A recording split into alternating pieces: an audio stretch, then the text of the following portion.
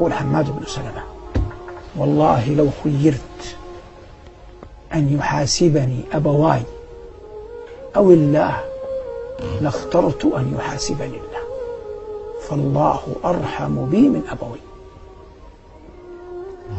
هذا عرف حقا معنى قول الله جل وعلا: فما ظنكم برب العالمين.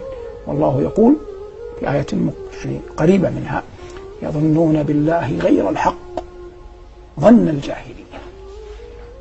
يظنون بالله غير الحق ظن الجاهلية.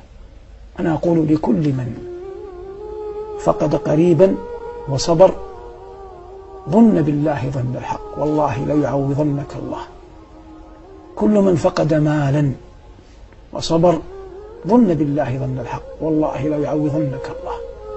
كل من تورمت قدماه من القيام: ظن بالله ظن الحق، والله لتطأن بقدميك هاتين الجنة، إن كنت مخلصا لله.